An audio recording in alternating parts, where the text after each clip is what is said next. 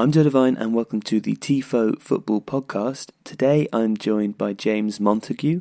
We talked about Chinese investment in European football and the Premier League, specifically Xiao Zhi Sheng, who is Southampton's new owner. So I asked James about what Southampton and Southampton fans can expect to get from that. We also talked about the topic more generally and what we can expect from the future of Chinese investment in sports abroad. So thanks very much for downloading. A very quick note on the Tifo name change. Our website release has been delayed by a couple of weeks, so we're looking at mid-November now, but I'll keep you updated on that. Thanks very much for downloading. Hope you enjoyed today's episode, and I'll see you again next week.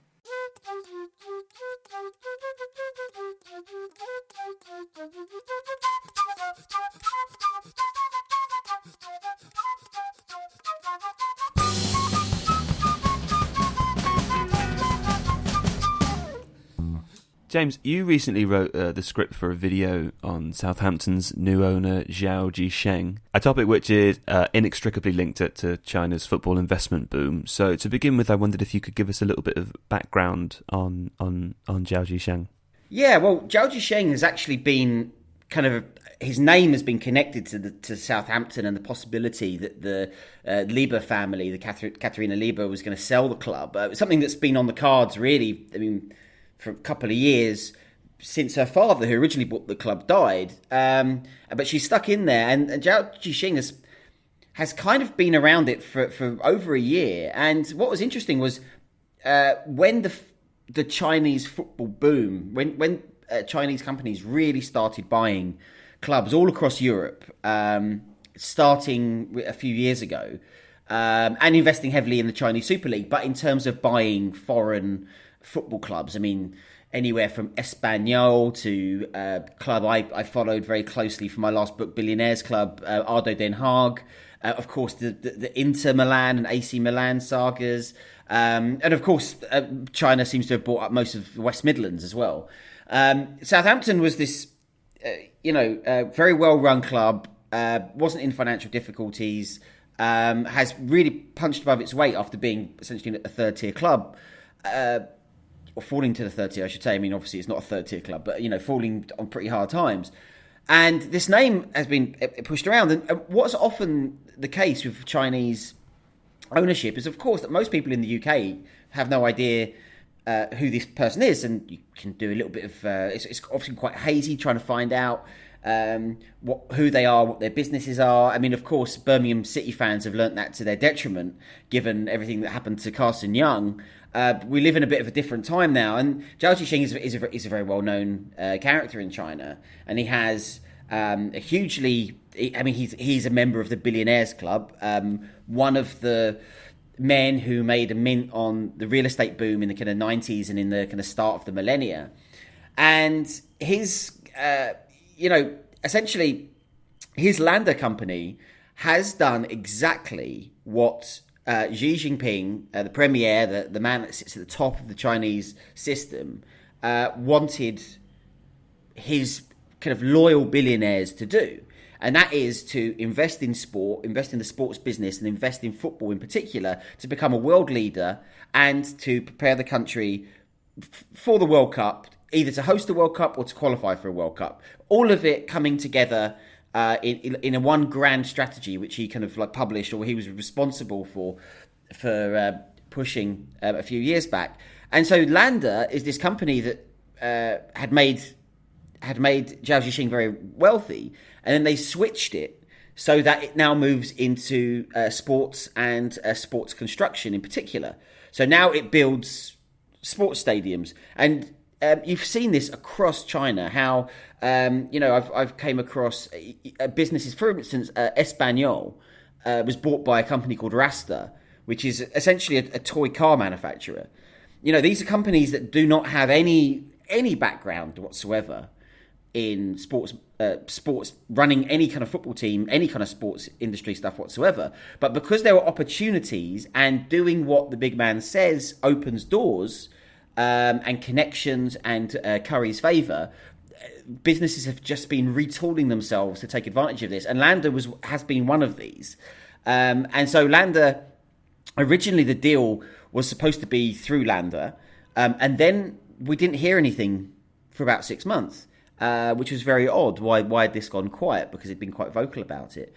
And it turned out that the Premier League has been looking very closely at some of these Chinese acquisitions, because there's a phrase that you keep seeing thrown around in all these Chinese backed, Chinese state approved. What does that mean? I mean, there are obviously Chinese state banks who are lending money. They might hold a share in the holding company that will eventually own that football club.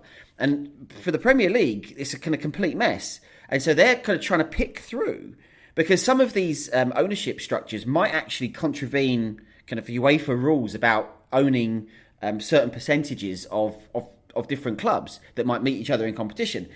So this was one of the issues. And when they looked into it, of course, Gao Jisheng, I mean, I would say probably Landa rather than Xiao Zhi Sheng, but was caught up in a kind of bribery scandal where two very prominent leading local politicians were executed for corruption.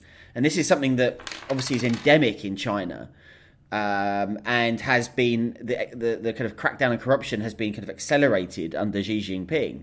And this his company was accused of paying loans, paying bribes to grease the palm for certain real estate deals, which they denied. But in the end, they turned over all the information they had, and so turned state's witness, and effectively, were given a free pass. They'd obviously admitted that something had happened, but were never convicted.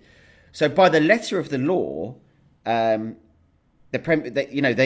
he would have passed the fit and proper persons test. But clearly, this story and this information had alerted and had concerned the Premier League, all the other clubs, and so they changed the rules to make sure that won't happen again. But it was too late to stop Gao Jisheng, who, in the end, he had to buy the club in a personal capacity with his own money, rather than his company. So it's a bit of a mess, really. There's a net to pick through, isn't there? I mean, you were saying there about how the Premier League concerned that there could be potential conflict of interest if the same owner is found to have a stake in multiple clubs that might oppose each other.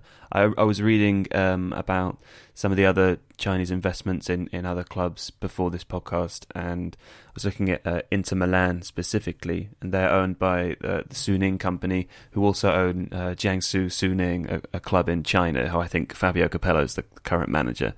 The same company also owns part of the domestic TV rights for the Chinese Super League, which to me seems it would be like when Barclays was sponsoring the Premier League, also owning one of the clubs, which seems like a bizarre sort of conflict of interest. It's a mess, and it's largely a mess. I mean, this is the modern world. This is globalization. This is a globalized economy, and so when Chinese companies were instructed, or at least opened the door to say, walk through it, invest in world football, it was every aspect of it. TV rights, marketing rights, agencies for players. So you have a situation at the moment where, Wolverhampton Wanderers, there's all sorts of conflicts of interest or potential conflicts of interest going on with the ownership structure there. And the fact is that the UEFA, the Premier League, the FA, and each individual FA where this is taking place, it's taking place in Portugal, it's taking place in Spain, it's taking place in the Netherlands. They're ill-equipped to deal with the realities of this, because this is complex, high finance stuff. But it's they're kind of dropping the ball, because what happens when this stops? What happens when the money stops? It could leave a lot of clubs, I think, in a lot of trouble. And there is always the fear that this is a short-term thing as well. I mean, anyone who's followed Asian football for any amount of time can remember the kind of boom of the turn of the millennia. But when China qualified for the World Cup, and FIFA got very excited about this huge market that was going to open up, and made an official proclamation that China invented football along with the English, which I remember the Sun was particularly upset about. So but that all absolutely collapsed because the political will goes. In 5 years' time, Xi Jinping is likely to step down. He'll have a 10-year period. He's halfway through it now. What happens when somebody takes over and they're not obsessed with football or love football or think sport should be a kind of something to concentrate on? That's an interesting thought though, because I think two things that actually brings me on to asking you about whether or not this might slow down, because since the initial rush, China has also tightened its restrictions on outgoing foreign investments. Yes. I wanted to ask you what the reason was for that. You alluded to that in the video, but before I do, I also want to touch on the point there about Xi Jinping potentially stepping down in 5 years, maybe the next leader coming along not having the same ideology around sport or the same passion for football. I think there's a pretty clear history of nations using sport or using global sporting events to assert a certain level of power on the global stage. The most recent one perhaps is the Russian doping scandal. If you look at what happened in Sochi, I think it's quite clear that there was political interference there, and the only real reason you can suggest that would be something that Russia would become involved in is to show the rest of the world that they're powerful, use the Olympics to show what their country is capable of, and then I suppose use that to increase. I think one of the suggestions is that it's Vladimir Putin's popularity within the country had never been higher. Well, I mean, this is absolutely true when it comes to mega events. It's a reflection of what the leaders in that country, what the elite want the world to see, and there is a certain. I mean, it's changing a little bit now. I mean, if you see the problems that are coming when it comes to who's hosting the Summer Olympics and the Winter Olympics, they've just had, I think it was Innsbruck's just had a referendum where they said no. I mean, when it's put to people, they're saying no, they don't want these mega events on their doorsteps because they're usually a costly disaster. And so what we're now seeing are kind of cash-rich oligarchies are pretty much the only countries that can afford to have these mega events. So, it'll be the turn of Central Asia next. It'll be the Azerbaijans and the Kazakhstans who will be hosting these events. And, that very much is about trumping the power and the reflected glory of the great leader. And the World Cup being hosted in China would be a massive, I think, feather in the cap for Xi Jinping. I mean, if that crowned his 10-year, that, of course, it won't be hosted in 5 years' time, but kind of winning a bid in the next few years. But I think there is even though we can see, I think most people can concede that the political and economic projection of power that shows would be very potent to politicians. In China.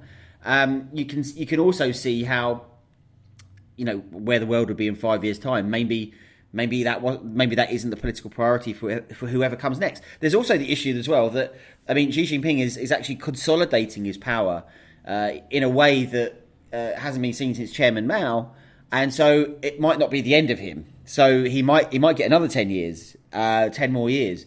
So who knows what will happen in 5 years' time? I mean, it will actually probably become quite clear in the next couple of years whether he will stay on or not. But it's clear that if he does stay on, then this will carry on.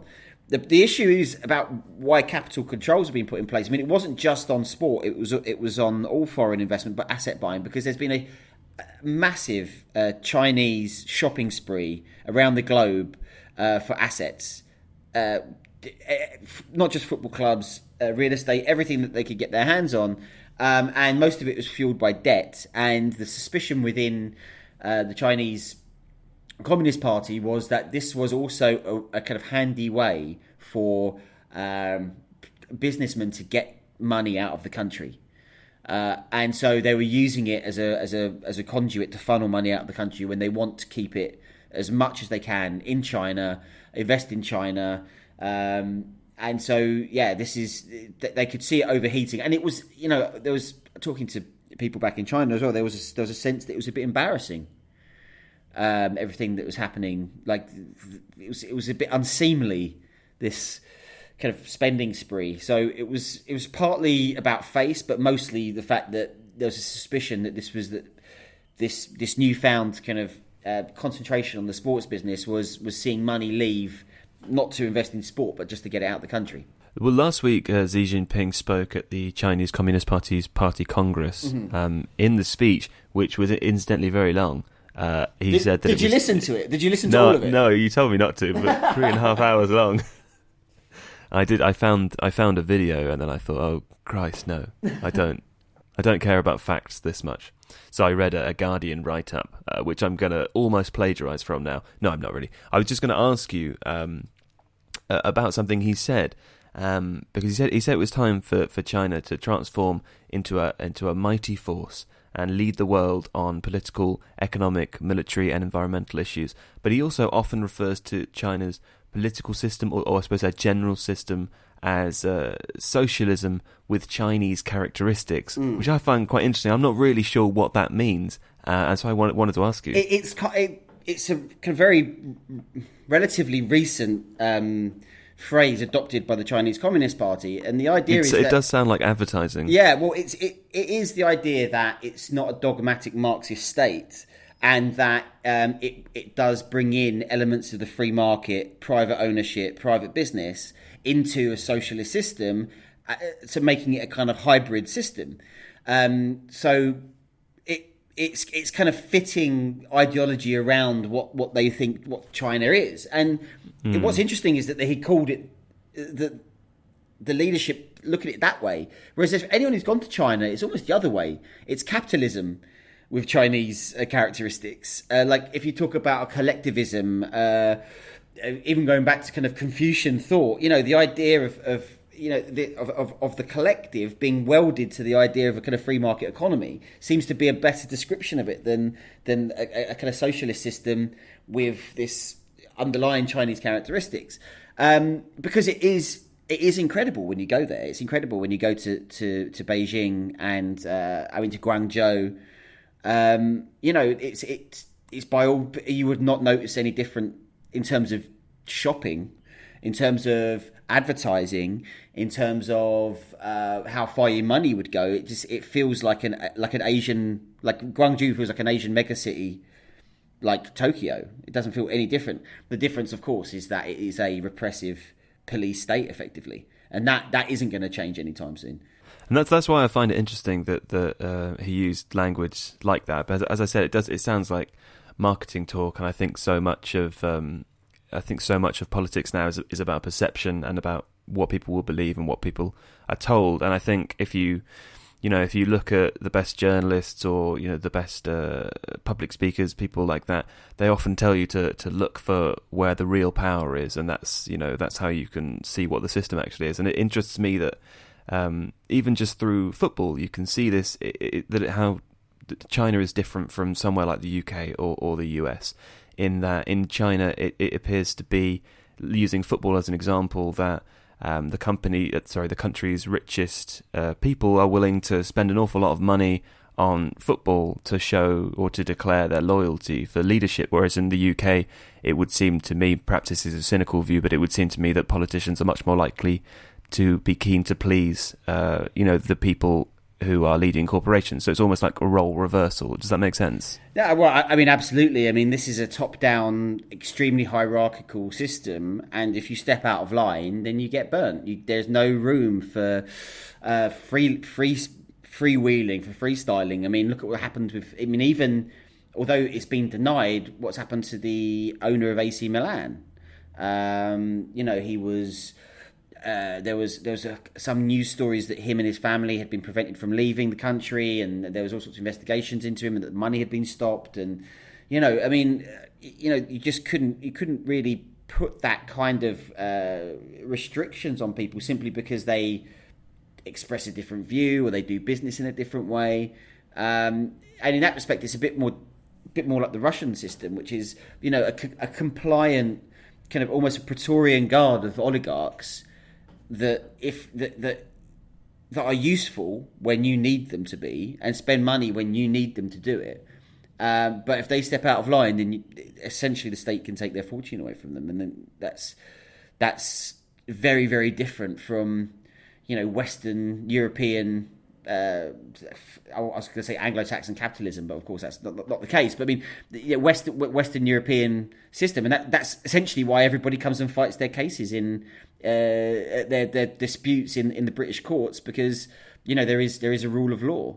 In his speech, he also alluded to America's sort of, I guess, what would be seen as isolationism under Donald Trump, and I wondered as well, what with our coverage of some American owners in the YouTube series, and American owners' investment in the Premier League, whether that isolationism might be reflected in the football landscape. Is America receding as China expands, or are American owners and business just as interested in the Premier League as ever? I think that's when he talks about, when Donald Trump. I mean, I'm not sure Donald Trump I really understand. I mean, if you ask him to spell isolationism, I think he would struggle. So I don't think he understands what any of this really means. But I mean, in terms of the people around him and the kind of ideologues that seem to be turning his ear, I mean, that's very much a military speak, that us going there, changing things, talking about human rights, even people who are very critical of American power would say, well, that was all bollocks anyway, to be a forward operating base or a bridgehead for business anyway. I mean, especially if you read people like Naomi Klein, that's a big kind of theory that she's been pushing for a long time. So it's actually getting those messier state-building, moralistic things out the way so that you can do business unencumbered. So if you see, it's not isolationism that it's not economic. It's not an economic nationalism in the same way that maybe Steve Bannon kind of bandies about. It's just get that out of the way so I can sell as many planes as possible to Bahrain. Who cares if the Bahraini regime is jailing people and jailing people for tweeting and crushing opposition? We just want to, we want to keep this factory going, so we're just going to make as many planes as possible and sell it to them. So, and if you look at the owners of football clubs, not all of them, but especially someone like Stan Kroenke, and look at how the current situation about the protests around Colin Kaepernick and taking the knee during the anthem, they've kind of been forced into it. It's showing some kind of solidarity with their players, but ultimately, them and Trump are one and the same, and they have fallen back into line. So these guys are, they recognise Trump and they support him, and don't forget, Kroenke donated $1 million to Trump's inauguration fund. I mean, this is so these guys are. It's been interesting having written the Billionaires Club and looked at these American club franchise owners and seeing them and the kind of what they get up to, and then seeing all those names that I'd spoken to, I'd not spoken to, but spoken about, seeing all of them kind of contort themselves over this issue, because all that matters is the bottom line. All that matters is the bottom line, and to hell with everything else. And unfortunately, now there's a president in the White House where he believes that as well. Okay, let's take it back to Xiao Zhi Sheng then. How can we put his wealth into context? Can we expect a great increase on spending from Southampton? I think we'll see in January, but you would think that is the reason why Libra is sold, because there is an issue at the moment. If you look at, for instance, PSG, you've got a club that, PSG are now regulars in the Champions League, but this is a club that essentially had the money to leverage their future out of Barcelona's hands. So it didn't matter about prestige, things that mattered in the past, like, all that mattered was the amount of money you had and you can spend, and essentially it's the money from the state, from the state of Qatar. And this is something that is the same with Manchester City. It's a little bit different with Manchester United because it's not states' money, but it's obviously leveraging probably the greatest or most commercially viable brand in international football, and it's just a cash machine for the Glazers, so they can compete. And so now you have, of course, Russian oligarchs at Chelsea with bottomless pit of money. Libra cannot compete with that. So this guy is going to come in, and if he does, you would think he's been sold the club, so he would do exactly this, to invest heavily in Southampton. The problem is, of course, that in the first couple of windows, it's often when there's a takeover like this, it's very difficult to attract, top players to a club that is a mid-table Premier League club. I mean, City famously did it with Robinho. Literally bought the club. Next day, Robinho turns up just before the. I think by accident on his part. Yeah, I mean there's all sorts of rumours that he thought he was going to United. I mean, there's rumours that maybe the owners thought they were buying United as well. Well, didn't he say when he was initially interviewed after the signing? I think he said something like, "I'm delighted to be signing for Chelsea." Oh yeah, well he did. Yeah, because he was moved. He thought he was coming to England to go to Chelsea, and then it was kind of hijacked at the last minute. And I mean, I don't know how you would analyse his stay in Manchester, but I mean, I wouldn't say it's an overwhelming success. But at the time, it was certainly that was a big statement. It was a huge coup. And so, very much how this transfer window will go for Southampton, I think, will be a very useful canary in the mine for how I think the club will go forward. Whether it will be incremental increase in and smart use of the academy and buying younger players, or whether he's going to splurge millions on tens of millions on players that Southampton probably wouldn't be able to afford normally. I think you would hope there'd be a sensible approach, because I think Southampton are one of the few clubs in the league that seem to be incredibly sensible when it comes to player acquisition, and they obviously have of late a very good academy. So it'd be a shame to see that go to waste. Well, and one of the things that is quite clear, and again to go back to Kroenke, this is something that Arsenal fans are kind of very aware of, is that ultimately competing for glory, for titles, for cups, okay, that's great. But the way that the money is structured in the Premier League, and obviously with just this huge television deal that means even coming last in the Premier League means that you win more money than most leagues in the world have for winning it. Guaranteeing a 10th place finish every year is incredibly profitable. And so, I mean, the Arsenal fans are working this out, that, you don't have to overstretch. Kroenke doesn't have to overstretch himself. The club is growing in value. It's got a huge amount of cash in the bank. As far as he's concerned, it's an incredibly successful business operation. And, again... To push for anything beyond that is probably more expensive than it could be rewarding. The possible reward and the risk far outweighs the reward. So, you have people coming in who are very hard-nosed businessmen. I mean, Gao Jisheng has gone through a lot to keep his fortune, and you just can't imagine him coming in and spending 100 million on players. I was listening to a podcast last night with Adam Curtis, and it's interesting that you talk about risk there, because he mentioned that for research for one of his recent films, he did a keyword search in, I think, Western national newspapers for the word risk. And obviously it was there before the 1970s, but from the sort of 1980s, 1990s onwards, it became a much more regular feature. And his idea is that the culture of the West has become very risk averse. So it's interesting that we talk about Kroenke as someone who maybe is happy to see his club growing in value. It's making money, as you say. The Premier League's latest TV deal is going to earn them a lot, and potentially it's going to go up more next time round as well. Well, it could do, but this is the the elephant in the room at the moment is how much growth is there left in English football, and especially English television rights, which has been the engine to this incredible successful globalization of English football, because there's already signs that people are turning off from watching Sky Sports. There's already signs that people in America are turning off the NFL. Now, conservative commentators are saying, well, that's because we have a mainly conservative white fan base and they're turned off by all these protests. But this was happening before then.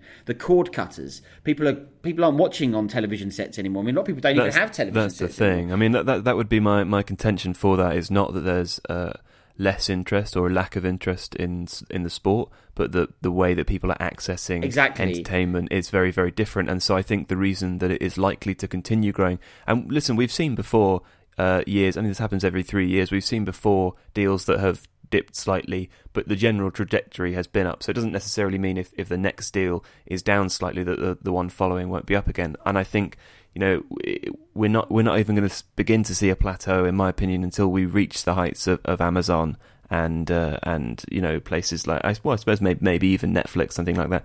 Internet giants getting involved. Well, that's where the real money is. That is where the next generation of TV deals will come from. The problem is that whether people are willing to pay for it online, and that's as big a problem for the media that hasn't really been solved. I think it has, though. I mean, I think if you look at online piracy, whilst it's still very high, because of the advent of streaming services like Netflix, like Amazon Prime in particular, because not only do you pay, essentially for what for most people is a minimal fee per month, and you get a whole bunch of things beyond a free streaming service. I think it's shown that people are willing to pay for that to watch stuff. I think also if there was an option like there's what is it called, Now TV, I think is the only online in the UK where you can purchase a weekend pass to watch the Premier League, and a lot of people are willing to do that because they're bored of like flicking through illegal streams and trying to get to, and that's true. I genuinely think there is an appetite for it. That is true. The issue is whether that model is going to be ready to go to replicate the kind of scope and numbers of viewers that have sustained that amount, and I'm not sure it will do in the short term. I mean, certainly if you look at kind of, this is a little bit how you look at newspapers turning from like advertising model in print to advertising online. It's going to take years, and a lot of people are going to go to the wall in the process before there's a kind of parity in that. And I think that the model that is going to come next is going to be there is going to be a correction in the market. That doesn't mean that in 20 years' time, before the next great leap forward in technology, that these won't then boom. But in that correction, what will happen? Will it become suddenly less attractive to foreign investors? And we're kind of seeing increase in the interest around the world in German football. I mean, Spanish football, of course, but in outside of the big two. And there's another big issue that's taking place in German football at the moment about the challenge to the 50+1 model that's taking place at Hanover with Martin Kind, the owner, who's successfully. I mean, he's still back in court trying to make it happen, but he wants to take full control of the club. And there's a real danger in German football that 50+1 will be consigned to the bin of history and allow that kind of investment that we've seen in England, and then it's got a very real competitor. And again, when we talk about TV rights, what about the impending global Super League? That I think is almost inevitable now. And so national TV rights again will be would wither compared to what's about to happen, what I think might be about to happen. But I think there is concern that how far these rights can go. And I mean, if I was involved in that business, I would certainly be not thinking that this is just an upward trajectory, that this is just going to boom and boom and boom. I think there is going to be a correction of sorts somewhere. James, thanks very much for joining us, and we'll speak to you again soon. Thanks.